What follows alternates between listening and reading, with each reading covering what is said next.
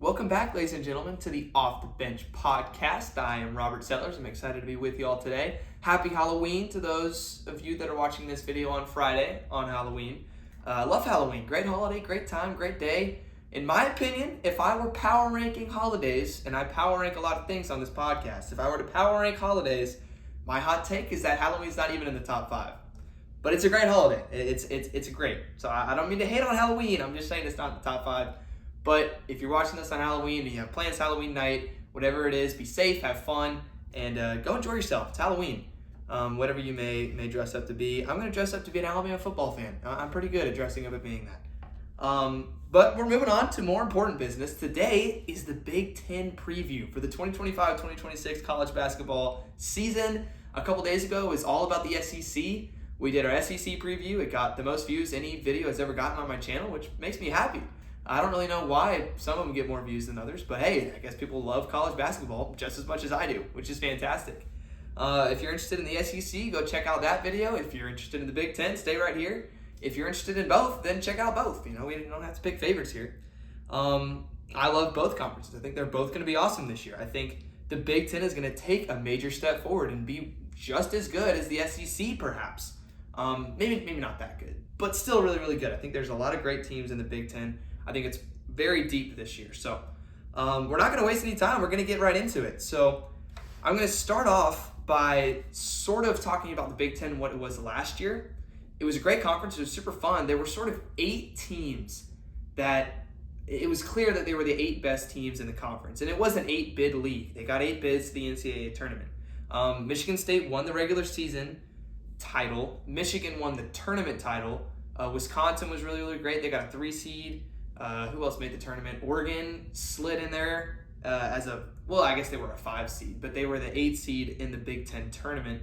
UCLA was a really, really good team last year. Illinois was up and down, but they made the tournament. They won a tournament game against Xavier.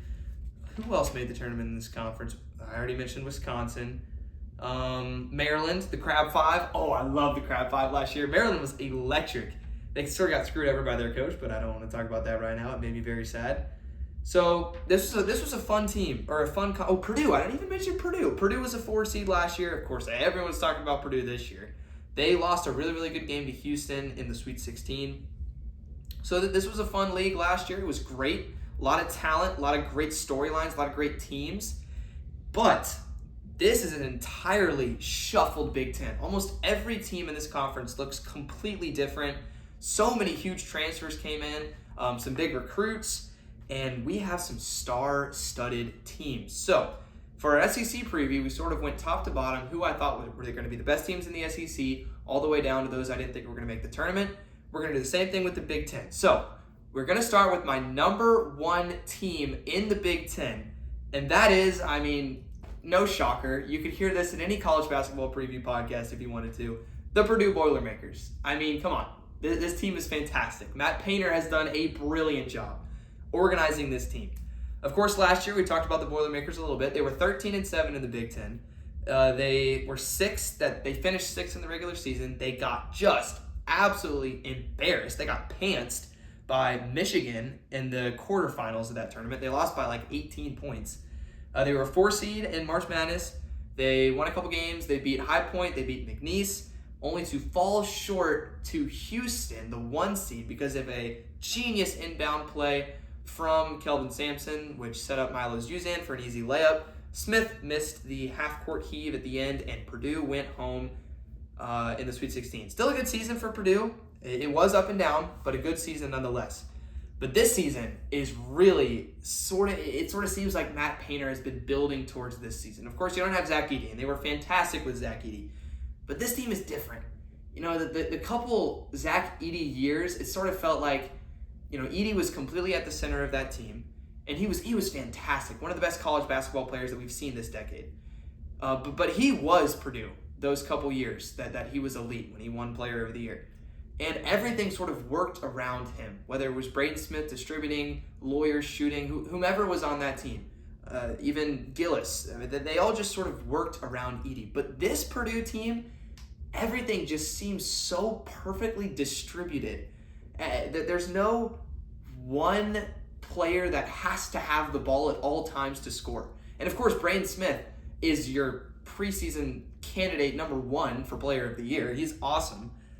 But it's not like he's not Zach Edey. He's a completely different basketball player. So this Purdue team is very different than anything that Matt Painter's ever had. And of course, you have to start with Braden Smith. He's the starting point guard for this team. He is so good at almost every aspect that you want from a point guard. I mean, even if you just want to read off his stats, I'm looking for my Purdue section right now. He's a senior, of course. He's incredibly experienced, not only in the regular season and in Big Ten play, but also in the tournament. He's had lowest of lows, losing to 16 seeds, and he's had highest of highs, making it to the Final Four. So, I mean, he's even played in a national championship game. So Braden Smith has seen it all, and so have his counterparts, Fletcher Loyer and Trey Kaufman-Renn. But we're sticking on Braden Smith for now. Braden Smith averaged 8.7 assists per game. I mean, there were games where Braden Smith had assists in the teens, and it just looked like a normal day for him. Like, his vision, his knowledge of the game, you can tell he studies film so much, and his experience shows every time he plays. Also, he had 4.5 rebounds per game as a 6-foot point guard. Braden Smith is not the most athletic dude in the world. Like, he's an awesome basketball player, but he doesn't shock you with his athleticism. He's only 6 foot tall, and yet he had 4.5 rebounds per game. That's nuts. And just casually 38% from 3. So he can really do it all. It's crazy to say that anyone else is the preseason candidate for Big Ten Player of the Year other than him. And if you were to say it's somebody, probably the next runner-up is Trey Kaufman-Renn, his own teammate. Trey Kaufman-Renn, of course, is going to be Purdue's starting 4. He was an All-American last year. If Braden Smith had left and wasn't on the team this year, the hype train would be going nuts about Trey Kaufman-Renn. Everyone would be saying that he's a candidate to win a Player of the Year, that he is one of the best players in the Big Ten, that he is all this that people are talking up Braden Smith to be. And Braden Smith is incredible. I want to say that because I feel like I don't want to shoot him down ever. Braden Smith's awesome. But Trey Kaufman-Renn is also really good. And that's not a bad thing. That's a great thing because they work so well together. I mean, Trey Kaufman-Renn averaged over 20 points this season. He's a presence in the paint offensively. He is so good. He's almost unguardable one-on-one. He was a pretty highly recruited guy. He can rebound pretty well too, but his main strength is just scoring, and him and Smith work so well together. That two-man game is just spectacular. So, I mean, that could be the best duo in the country with Braden Smith and Trey Kaufman-Renn, and not to mention Fletcher Loyer on the outside being a perfect role player. And I know role player in the basketball world kind of has a little bit of a negative connotation sometimes. If you call someone a role player, that's kind of a bad thing. I think it's an awesome thing. I think if you're a role player, that means you're really good at one or two things that elevate your team and make you so much better.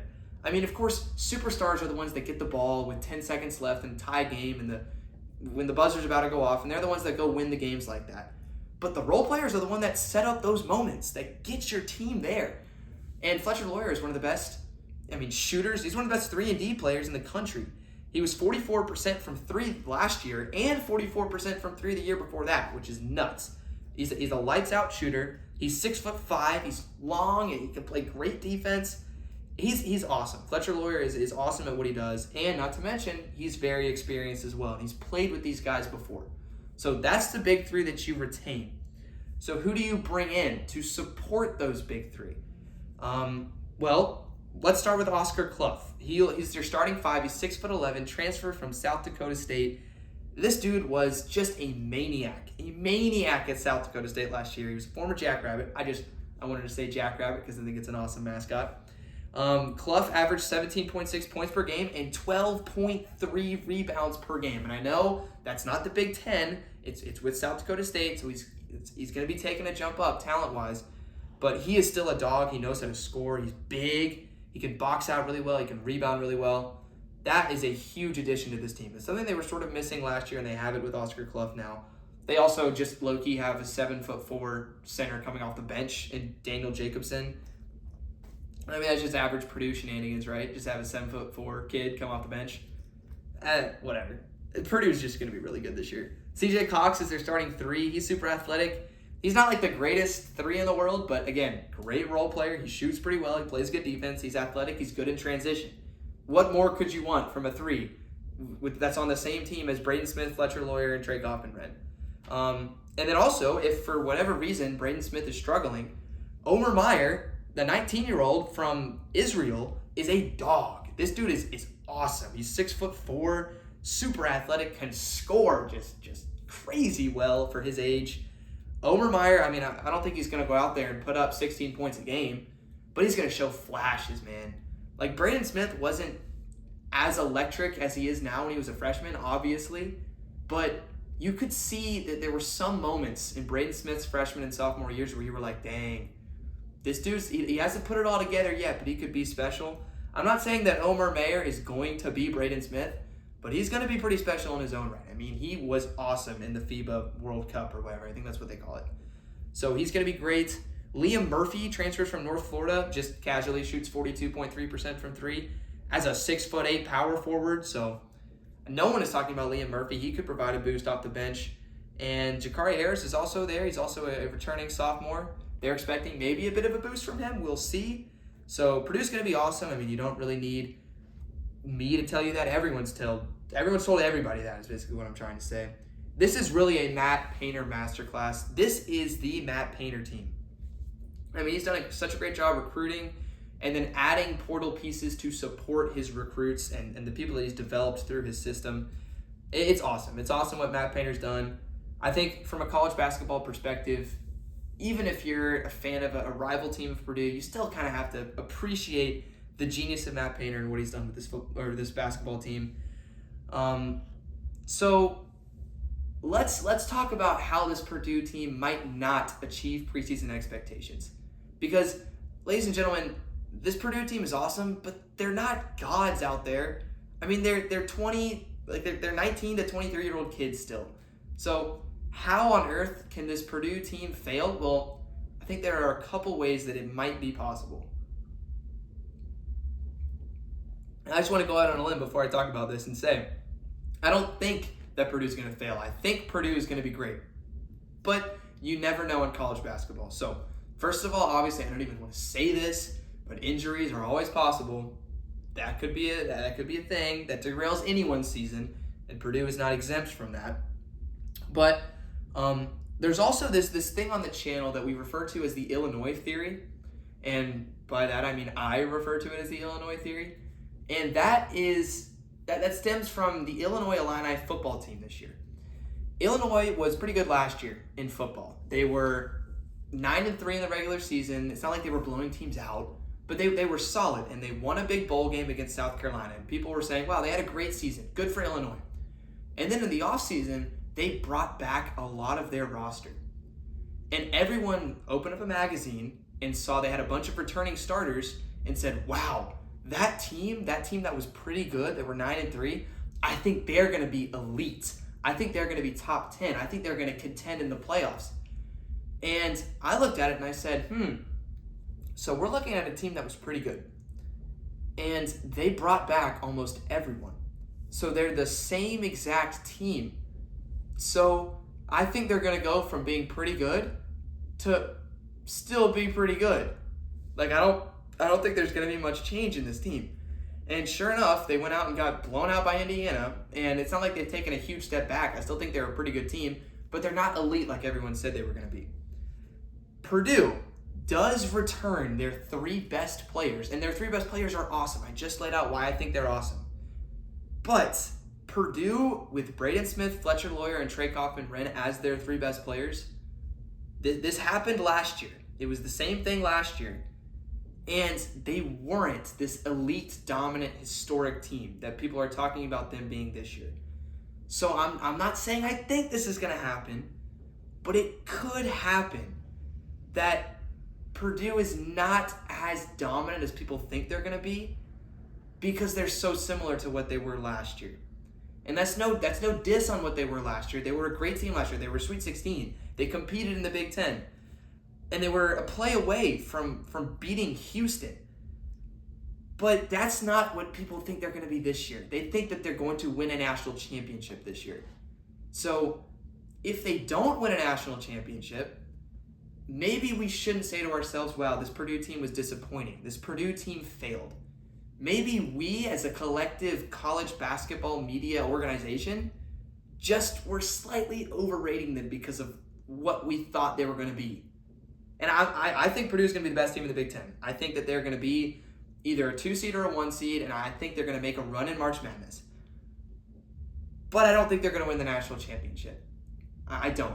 I think they're going to be great. I can already hear people being frustrated by me saying this because they're so good. And I do think they're good. I just don't think they're going to win a national championship. I don't see it happening. I could be completely proven wrong by this. And I like Purdue. I like Braden Smith. I think he's awesome. I like Trey Kaufman-Ring. I have nothing against this team. So if they win a national championship, I'm not going to be disappointed. I think there are more talented teams than Purdue in college basketball this season. But I still think they're going to be awesome. Again, I don't want to take anything away from them. Matt Painter's scheduled pretty tough in the non-conference. Not as tough as a bunch of SEC teams did. But they do play on the road at Alabama. That's going to be a huge game. Huge game. They beat Alabama last year at home. Now they got to travel to Tuscaloosa. We'll see how they do. They play in the Baja Mar Championship with Memphis and then probably Texas Tech. So Purdue, Texas Tech, that would be awesome to see in a neutral site. Cannot wait to watch that game if it happens. They play Iowa State at home. They play Marquette at home. And they play Auburn in Indianapolis, which is basically at home for Purdue.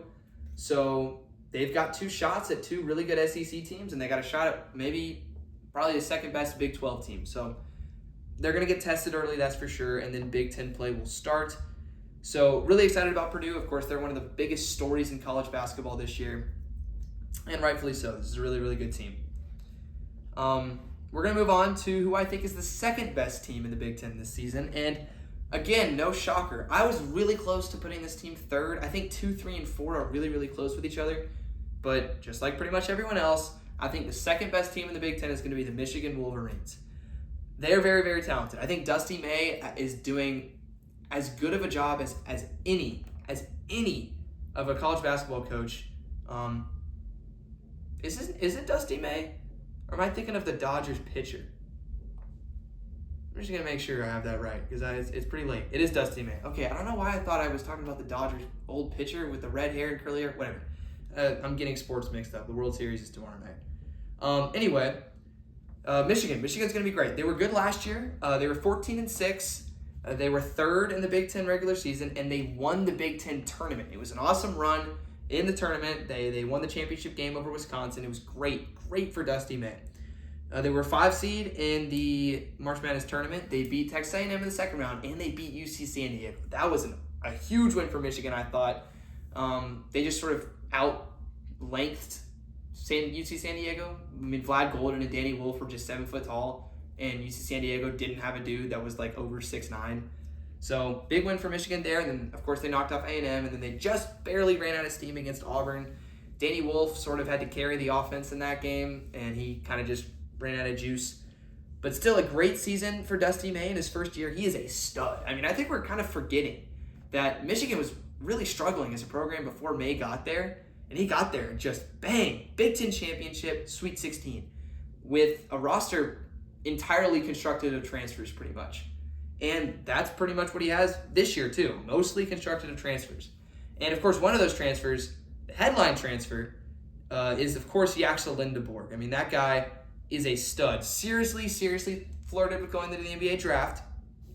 Nearly went, but chose to come back to Michigan. He's from UAB. He's 6'9", can score so well. He averaged 17.7 per game in the American Conference, and also 11.4 rebounds. He is tenacious. He gets after it on the boards. He's not a bad shooter either, and he was one of the highest rated transfers in this transfer portal class, if not the highest rated transfer.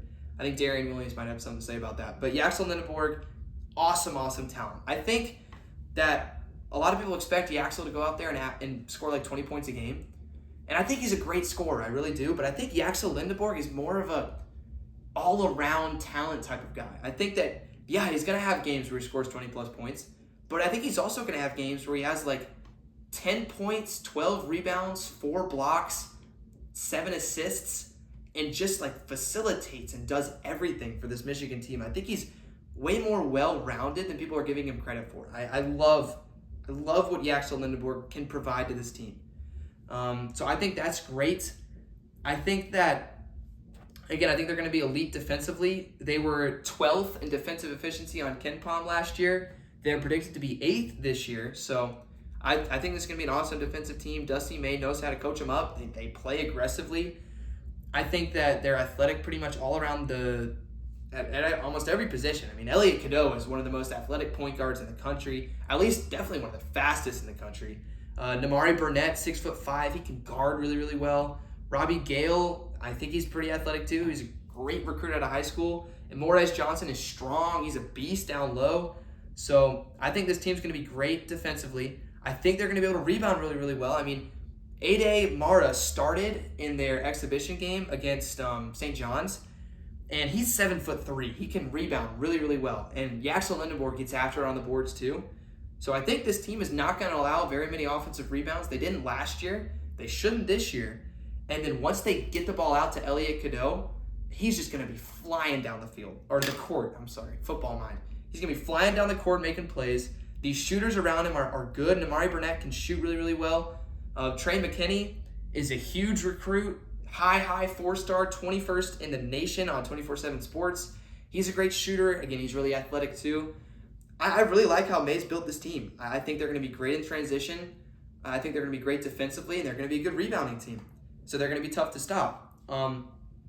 The only thing I'm worried about with Michigan is their half-court offense. Again, I mean, Trey McKinney could come in and just light it on fire, the true freshman. But if he doesn't, I mean, Elliot Cadeau is not the best scorer. He averaged 9.4 at North Carolina. He's not the best shooter.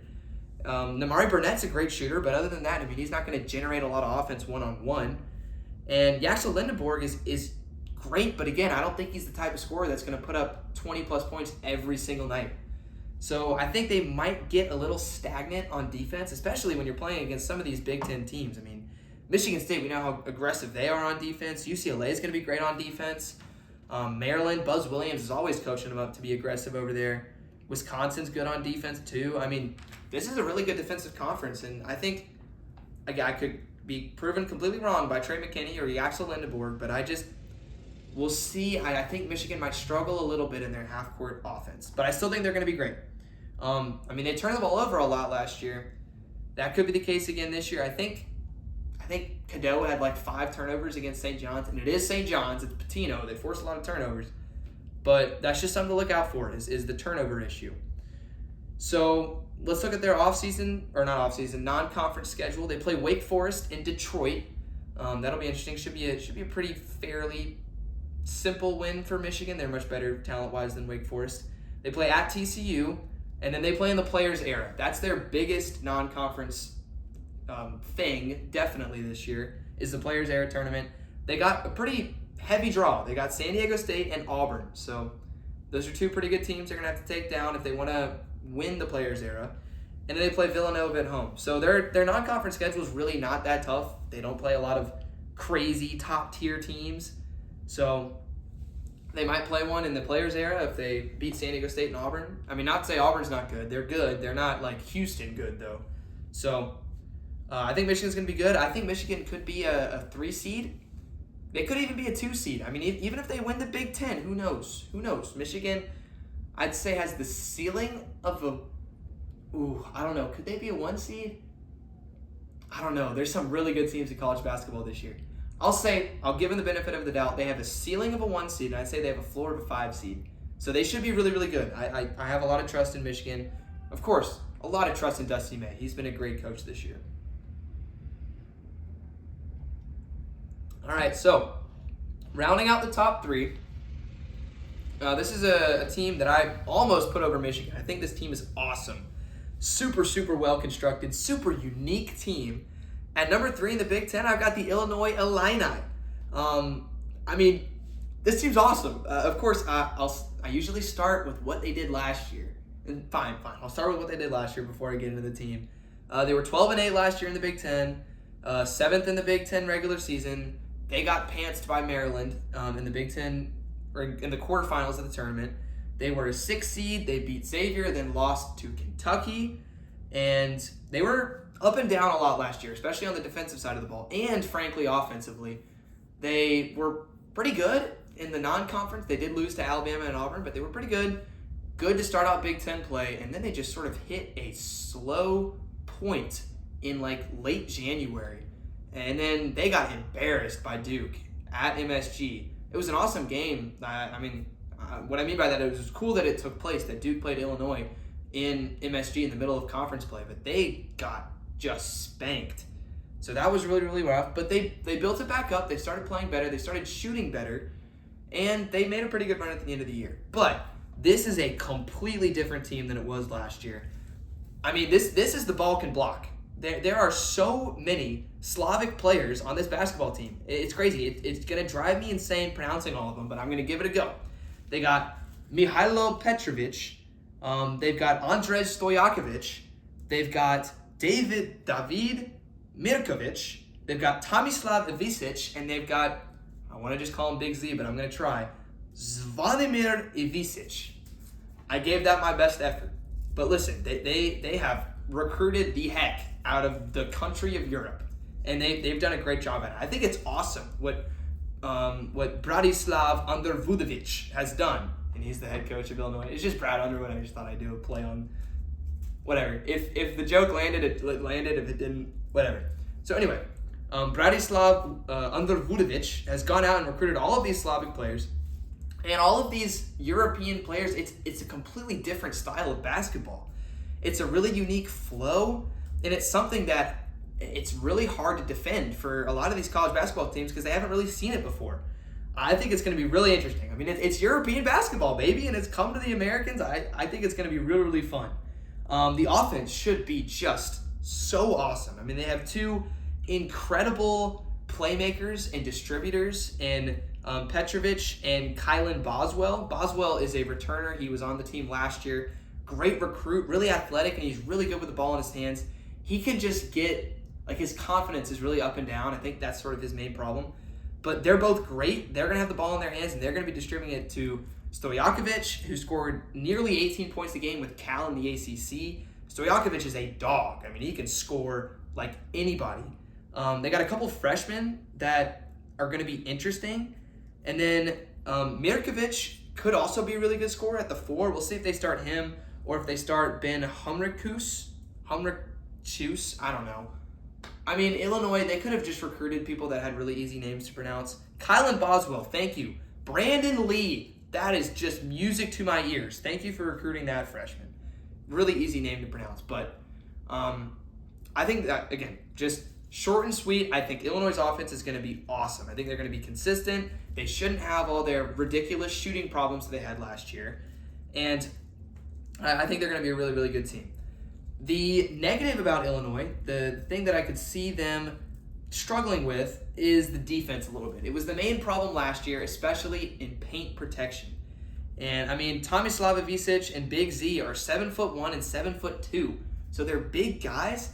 They're just not very physical, in my opinion. And I mean, they're great. They're great scorers. They're good shooters. They're talented. I don't think that they're elite paint protectors. And I mean, Tomislav Ivisic was on this team last year, and they couldn't really protect the paint very well. So maybe Big Z will provide them a boost. Of course, transferred from Arkansas. Before that, he was with Kentucky. Great player. I just don't know how great of a defense this team is going to have. But we'll see. Again, they could prove me completely wrong. They could come in and with their Slavicness and their Balkanness and just block everybody and play great defense. Who knows? Legitimately, who knows? Because this team is literally a European team disguised as the Illinois Illini. But it's going to be fun in Champaign. That's for sure. In terms of their, well, I just wrote on here in one of my notes, they might have to outscore people. They might be able to, though. That's the thing. In terms of their non-conference schedule, see, Brad Underwood knows what he's doing. He's scheduled some awesome off-season games, or non-conference games, my goodness. They play Texas Tech at home. Should be awesome. Texas Tech scheduled up too in non-conference. That should be a great game. They play Bama in Chicago. They played them in Birmingham last year. Now they get Alabama to travel to their state to play them in Chicago. They play UConn and MSG. That's going to be awesome. UConn, Illinois. Can't wait for that game. We'll see how Dan Hurley attacks this Balkan Block. They played Tennessee and Nashville. They played them at home last year. That was a great game. Now they travel to Nashville to take on the Vols. They play Missouri and St. Louis. That's pretty much a road game too. So a lot of neutral site games for Illinois, a lot of really fun games in the non-conference. They'll have many, many chances to boost their resume going into conference play. This Illinois team should be awesome. I mean, they could win the league if they play as well as I think they could. But also, this whole experiment could crash and burn, and they could finish like 8th again. So, do I think that's going to happen? No, I think they're going to be great. We'll just really have to see. This might be the team I'm most excited to watch in the Big Ten. I cannot wait for this team. So that's Illinois at number 3. Number 4 in the Big Ten, I'll break in a minute. I just think the top 4 in the Big Ten is sort of the first tier. Of course, Purdue's kind of in a tier by itself. But then I think that the top 4 in the Big Ten are kind of above the rest. And the last team in that group, the team I have at number 4, is the UCLA Bruins. I think UCLA is going to be awesome. Of course, UCLA, I mean, it's headlined by Donovan Dent, great point guard transfer from New Mexico. He should provide a huge spark to a team that was 13-7 in the Big Ten last year. They finished 4th, though. That's a pretty good finish in the regular season Big Ten. They did lose to Wisconsin in the quarterfinals. Got a 7 seed in the tournament. They won against Utah State, embarrassed Utah State, and then got kind of embarrassing against Tennessee. It was a close game, but they couldn't really score. I credit Tennessee's defense. And now they have really kind of completely shuffled this team. I mean, I think Mike Cronin has done a great job in the portal and organizing a really, really interesting team. I think that the strength of this team is going to be its defense once again. That was the case last year. They really liked to play in the mud. What I mean by that is they were 312th in the country in possessions per 60 minutes, which basically means they play slow, they grind you out, they make you fight for every bucket, and then they don't really play very fast. They like getting into their half-court offense and scoring that way. So that was their identity last year. I think it will definitely be their identity this year.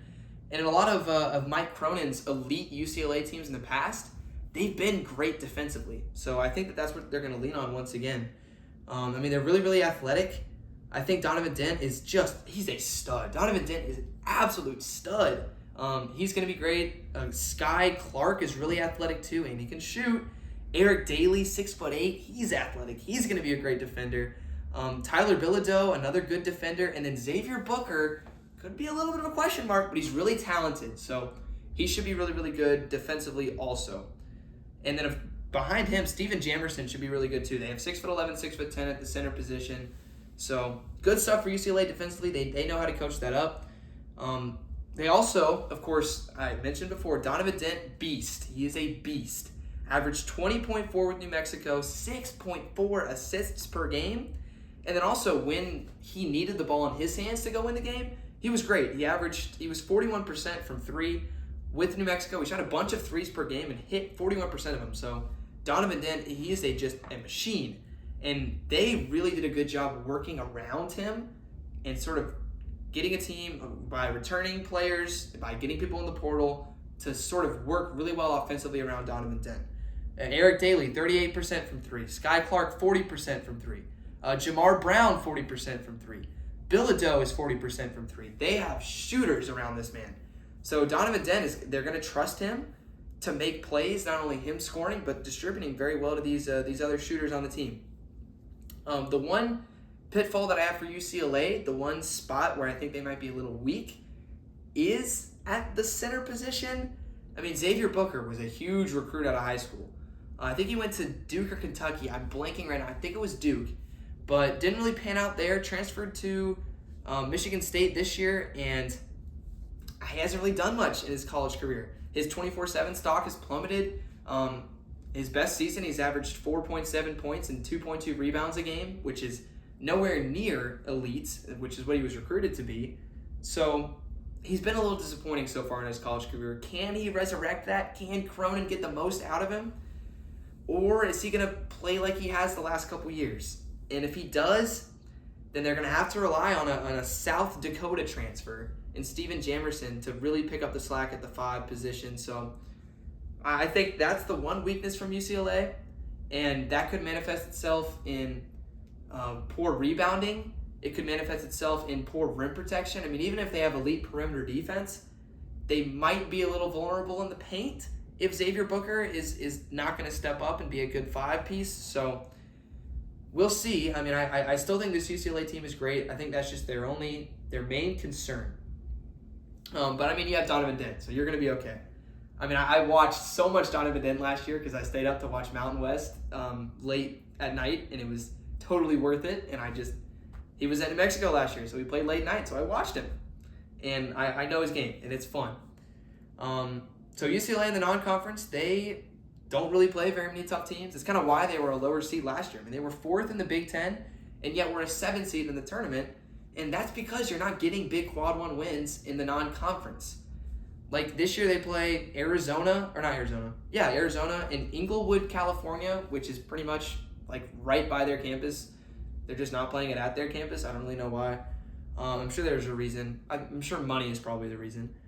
They play Cal in San Francisco, so a couple old Pac-12 matchups should be fun. They play Gonzaga in Seattle. That should also be fun. Gonzaga, of course, has Tyon Grant Foster back. One of the main stories that year. Gonzaga is going to be awesome, I think at least. And they got to play UCLA in Seattle. Kind of a home game for Gonzaga, much closer to them than it is to sunny old Los Angeles. And then they play Arizona State at home to wrap up non-conference Power 4 play. Not too tough for UCLA, but then they get into Big Ten play. So a lot of their marquee wins, like if they go out and lose to Arizona or they lose to Gonzaga, they're going to really need to win a couple big-time Big Ten games, whether it's against Purdue, Illinois, Michigan, whoever it is, to beef up their resume. So we'll see if they can do that. I think it's much more advantageous to schedule tough out of conference, and UCLA didn't really do that this year. But still, I think they're going to be a great team. I think they're a top 4 team in the Big Ten, and I'm excited to watch Donovan Dent in a Bruins uniform. So moving on to sort of our next tier of Big Ten teams that I think are definitely going to make the tournament, but are not going to be elite, but still really, really good teams. So I'll start out with my number 5 team in the Big Ten, and that is the Wisconsin Badgers. I really liked watching Wisconsin last year. I loved John Tonje. I mean, he was just a kid that didn't play basketball until he was like a teenager, and he was a soccer player and went out and just balled out at the Big Ten level. It was awesome. I had him as one of my backgrounds for a while on my phone. I love John Tonje. And he's gone now, though. But his counterpart, John Blackwell, is still there. And he will lead a Wisconsin Badgers team that was 13-7 in the Big Ten last year. They finished 5th in the conference. They lost to Michigan in the Big Ten tournament finals. That was an awesome game. They just came up slightly short. They snagged a 3 seed in the tournament, though. They beat Montana in the first round, and then they lost to BYU in a nail-biter in the second round and didn't have to play Alabama in the Sweet 16. Who knows? They could have won that game. Alabama was really vulnerable to really, really good like singular individual performances last year. So who knows? Tonje could have lit them up. But they exited in the second round. That's how they entered this season. Greg Gard, I mean, the amount of improvement that Wisconsin's offense has had the last couple years versus what they were before, I mean, that needs to be studied because Wisconsin's offense was like watching paint dry. It was awful for so long. And now it's just been completely revitalized, and it's so much more fun to watch Badger basketball. So if you're a Wisconsin fan, credit Greg Gard for turning the program around offensively. And I mean, they were 12th in KenPom last year. They were 13th in offensive efficiency. Wisconsin's like never been that high. So offense has really taken a huge step up. I already mentioned John Blackwell. I think that he's going to headline a really, really fun backcourt. He's going to start at the 2. Nick Boyd is probably going to start at the 1, the San Diego State transfer.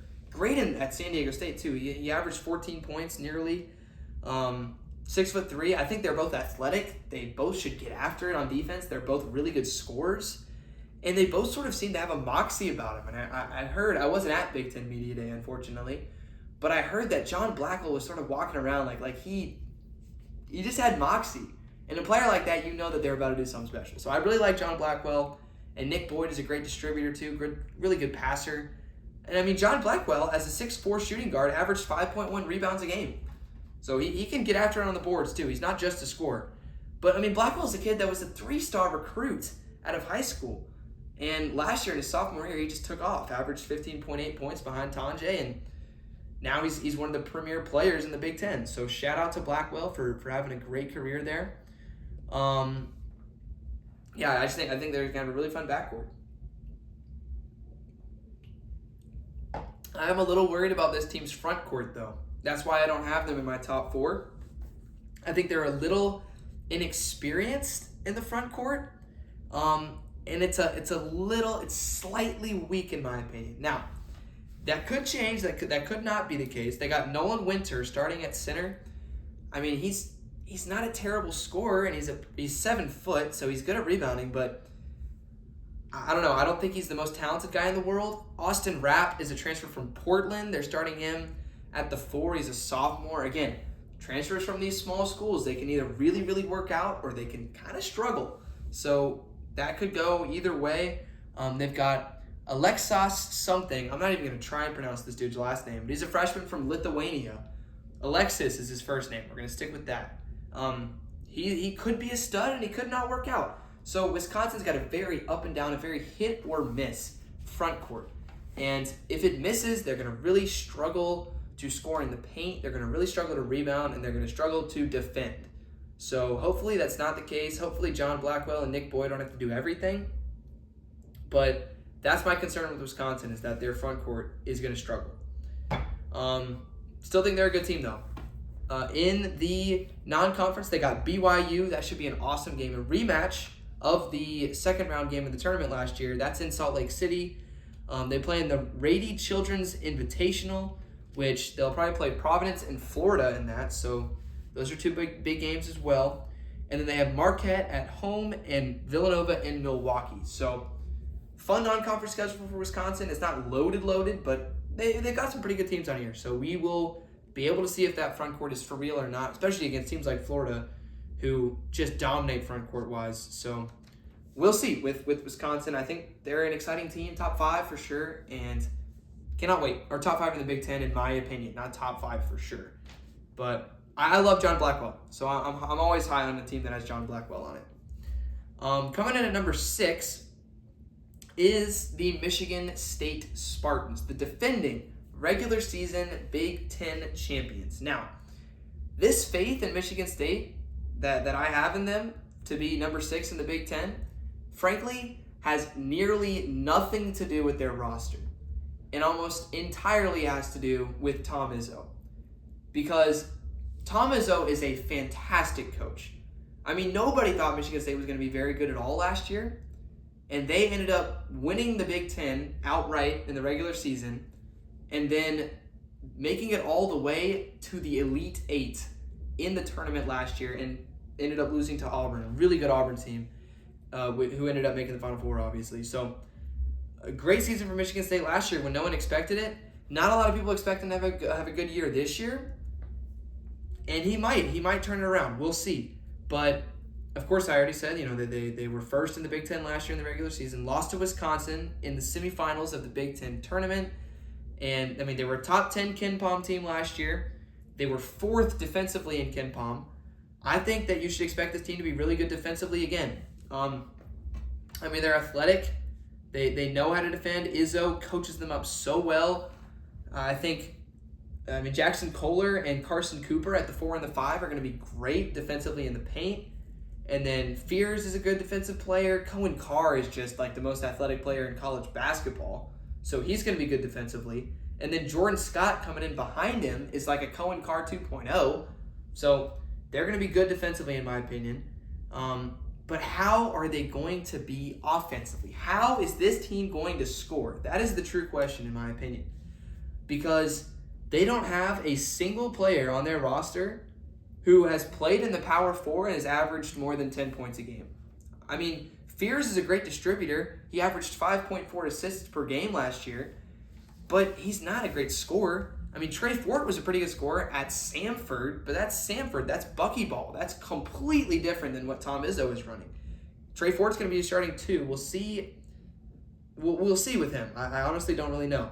Cohen Carr, again, can dunk like nobody else. Every time Cohen Carr gets the ball, you just hold your breath. Because he can levitate above the rim and just cocks it back with his left arm and just punishes the rim. So he's awesome to watch. But again, averaged 8.1 points per game. not this dynamite scorer. Jackson Kohler is great at what he does. He's a bully is what he's only 6'9", and he averaged 7.5 rebounds a game. I mean, he bullies people down low. And same with Carson Cooper. But I just don't know where the scoring is going to come from. It's got to come from somewhere. I don't know. I mean, Michigan could just win a bunch of games like 55-50. But when you play a good team offensively that's going to score points, you're just not going to be able to hang up with them. At least that's what I think. I mean, last year, of course, Tom Izzo did stress that this team did not need to be a great shooting team to win games. There were times where Michigan State shot like 5 threes a game and won. So, I mean, Tom Izzo's a much smarter basketball mind than I am, so maybe he can figure it out. But that is the only reason I have them at this high in the Big Ten is because of Tom Izzo and because of their defense. Because I don't know where the offense is going to come from, if I'm being completely, brutally honest. Maybe Jordan Scott is like really, really good. We'll see. I honestly have no idea. They play a few really tough games in the non-conference, though. They got Arkansas at home. They got Kentucky at MSG. They've got North Carolina in Florida for some reason. I don't know why they're playing in Florida. But I'm all for Michigan State versus North Carolina, so I'm not mad about it. And they play Duke at home. So Duke, Arkansas, Kentucky, those are really good offensive teams. We'll see if Michigan State's offense is for real in those basketball games for sure. So moving on from Michigan State, at my number 7 team is a really fun team to talk about. It's a team that finished dead last in the Big Ten last year, and yet they look really, really good going into the season. That's the Washington Huskies. I mean, they're going to be good. So shout out Danny Sprinkle. I mean, they were 4-16 last year. So heck of a turnaround for this team. I mean, their roster is really, really great. It looks really, really good. It's headlined by Desmond Cloud. Great point guard. I think this backcourt is going to be really, really fun. It's awesome. I mean, Desmond Cloud, Zoom Diallo. If your name is Zoom, you're going to be a fun basketball player. He's a 6'4" sophomore at shooting guard. And they also got Quamari Peterson, transfer from East Tennessee State, who shoots 42% from 3.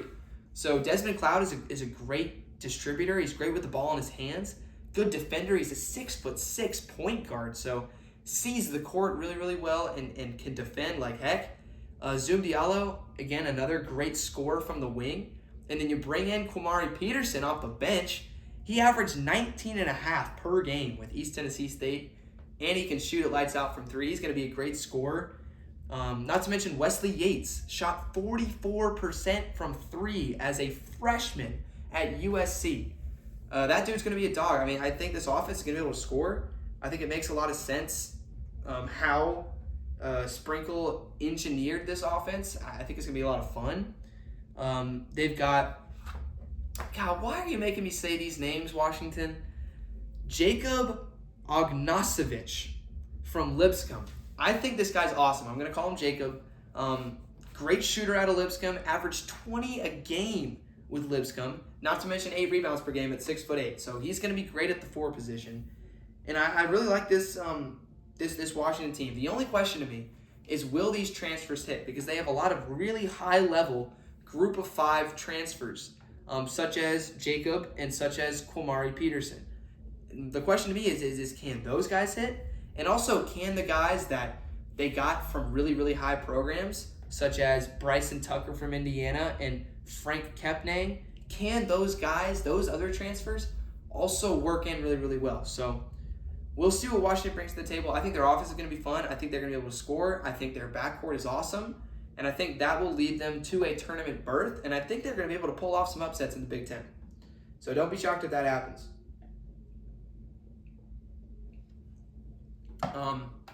That's what I got for the Huskies. I'm really, really high on them. At number 8, I have a team that really kind of right behind the Huskies is the USC Trojans. Now, USC is getting a lot of praise this year in the offseason, and rightfully so. I think they're going to have a great defense. They brought in Rodney Rice, fellow Crab 5 member. I love my Crab 5.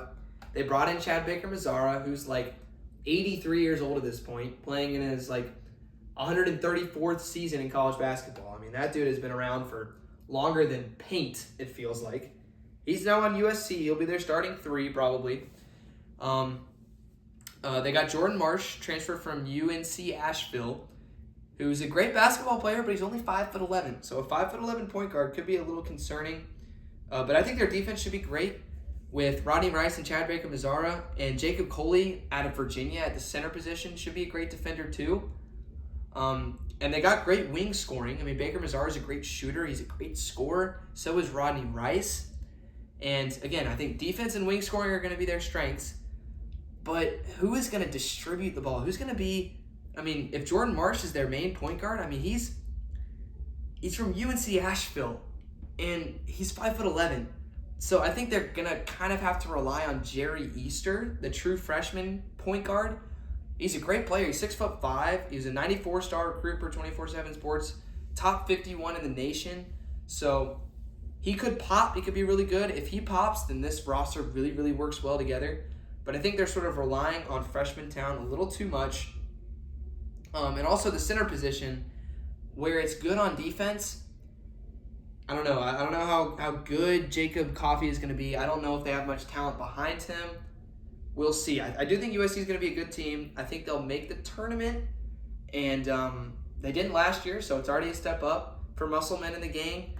We'll just see what they have from point guard play. Point guard play is so important in college basketball.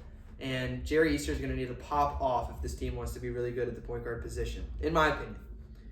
Number 9, I got the Indiana Hoosiers, just outside the top 8. They finished 9th in the regular season last year in the Big Ten.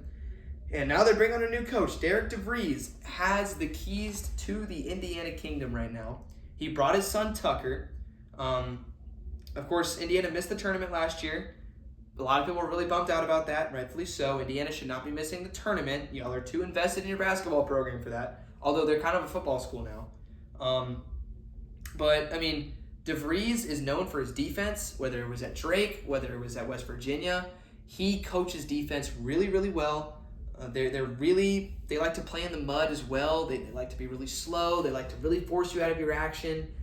And they don't play in transition very much at all. So he should bring that identity over to Indiana. I'd be shocked if this team plays fast. I think they're going to have a lot of high effort on defense. I think that much is very obvious. DeVries brings a lot of his guys from West Virginia, and he brings a lot of guys that know what he wants to do. He's got some talented guys as well. I mean, Connor Enright is averaged 6.2 assists per game in the Big East with DePaul. I think Lamar Wilkerson could pop on this team. He could really score. He averaged over 20 points per game with Sam Houston. Of course, Tucker DeVries. We've heard he's really healthy. I mean, supposedly a healthy Tucker DeVries is just something to mess with, or something you don't want to mess with, rather. He was awesome with Drake. He was banged up with West Virginia last year. But in the 8 games that he played, he shot 47.3% from 3 and put up nearly 15 points per game. So he's going to be a great player if he stays healthy. To me, I just look at this team, and I don't know if they have the top-end talent to compete in the Big Ten. And I don't know if all the transfers are going to gel together perfectly right away. But we'll see. DeVries could prove me completely wrong. They could be really, really good. I guess it depends on Tucker. It depends definitely on Lamar Wilkerson if he can score a lot from the 3 position. And, we'll see with this team. I think that a step up from or anything that would make Indiana happy would just be signs of promise from DeVries. We'll see if his coaching style works in the Big Ten. And it's going to be interesting, that's for sure. Definitely going to be interesting, but I'm excited to watch Indiana this year. They've also got a fun non-conference slate. They play Marquette in Chicago. They play Kansas State. They play Louisville in Indiana.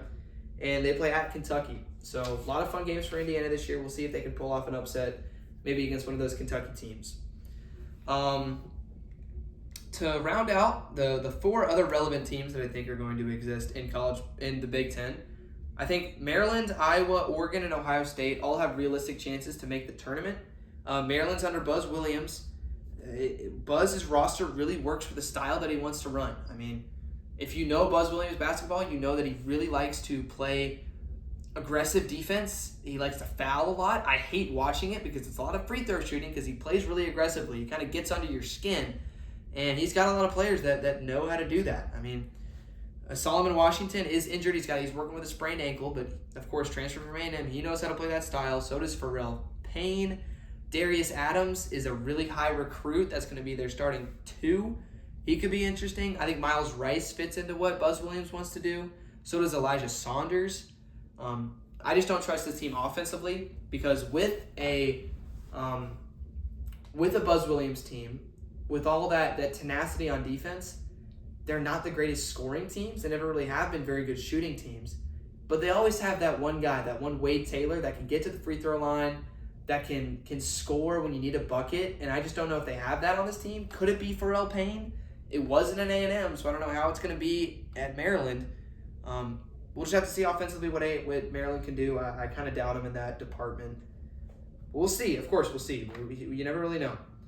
Iowa, I cannot wait for Iowa. Ben McCollum has gone from coaching 1 year at Drake, now he's at Iowa, and he's brought with him maybe my favorite player in all of college basketball, in Bennett Sturts. He's going to be their point guard. If you don't know how good Bennett Sturts is, just watch the highlights of the Missouri versus Drake tournament game. It was awesome last year. Sturts hit like this one-legged three as sort of a dagger shot. It was awesome. I love Bennett Sturts. Averaged 19.2 at Drake. Also had 4.3 rebounds and 5.7 assists per game. So he kind of did it everything for Drake. They bring in a lot of transfers from Drake. Of course, that's where Ben McCollum came from. So he brought a lot of his guys with him. To me, that means that he really mastered the ability to build a culture, to really get his guys to buy into his program and to what he wants to do. I think he's a great coach. We'll see what color tie he's got on this year. It might be black. It might be that Hawkeye gold. We'll see. I just don't know if this team's talent profile is good enough to hang in the Big Ten, kind of similar to Indiana. I mean, DeVries brought in a lot of his guys. McCollum's brought a lot of his guys. DeVries has his son Tucker. Ben McCollum has Bennett Sturts, who's basically like his basketball son. So I think this is going to be a really fun team. It's going to be similar to what they did at Drake, a completely different style than what Iowa was before. I mean, last year Iowa shot a bunch of threes. They played fast. They tried to sort of outscore you. Ben McCollum brings something completely different. They're going to slow the game down. They're going to play it in the mud. They're going to be great defensively, and they're not going to want to shoot the ball in the first 10 seconds of the shot clock. So should be really interesting. If we get close games in the Big Ten with Iowa and like Purdue or Michigan or Illinois or UCLA, and we get some awesome Bennett Sturts moments, that would make my year. I love Bennett Sturts. Oregon, Jackson Selstad is going to be their best player, but he's undergoing a little bit of an injury right now. Apparently, he's going to be back sort of mid-November. So promising for Oregon. He's just going to miss the beginning of the season. So he could be interesting for Selstad. Who's going to be their fill-in point guard? It'll be the Chinese guy, Wei Lin, who played on the Nanjing Monkey Kings, which is a team in China. He averaged 21 points for the Monkey Kings, which is real. I don't know. Maybe that means something in Chinese culture. I'm obviously not Chinese, but Wei Lin, he's a good guy. He's 6'4". He's a good scorer, obviously. He played great on the Monkey Kings. It's real. Look up Nanjing Monkey Kings. I'm not just making this up. So Wei Lin is going to have to play well in the absence of Jackson Selstad. I mean, Oregon's got a good front court. I think Nate Biddle is going to be good. Sean Stewart, Nate Biddle, they got a lot of talent at that center position. So that should be interesting to see. For Oregon, I think they could definitely make the tournament. And then Ohio State pretty much brings back the same main players from last year, which is good because a lot of those players were pretty good. I just think they're going to be a very similar team. Then they're going to be very similar this year than what they were last year. Bruce Thornton, John Mobley, Devin Royal are all coming back. And then also, good Lord, Big Ten, why do y'all have so many difficult names to pronounce? Matthew Grujic. He's from Spain. I probably butchered that, but he's a really good shooter.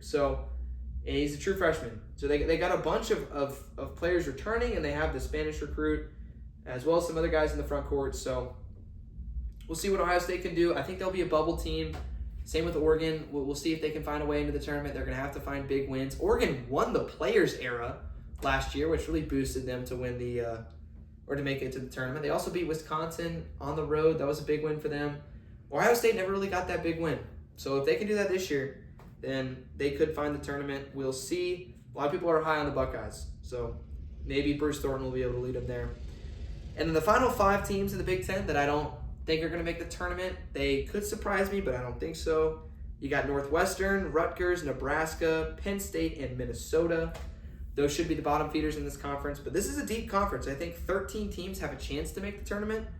I think you're probably looking at like a 10 bid league, but I mean, again, that 10 bids is awesome. It's a step up from where they were last year, and it's right on par with where I think the SEC will be. So this definitely could be one of the best, if not the best leagues in college basketball this year. Just going to run it down once again. I think the top 4 teams in this conference, in this order: Purdue, Michigan, Illinois, UCLA. And then the next tier, I got Wisconsin, Michigan State, Washington, and USC. And the next tier, I have Indiana, Maryland, Iowa, Oregon, and Ohio State. And then as the bottom feeders, I have Rutgers, Nebraska, Penn State, Northwestern, and Minnesota. If you disagree, let me know why. If you agree, then you can let me know why or not let me know why. Really, it's up to you, Every time I see a like or a comment or a review, it makes me smile, but it's completely up to y'all. If you want to leave a like, leave a like. If you don't, don't. That's not why I'm doing this. I'm doing this so I can talk about sports and just kind of create a community that likes to talk about college basketball and college football. They're two of my loves, and I love talking about them.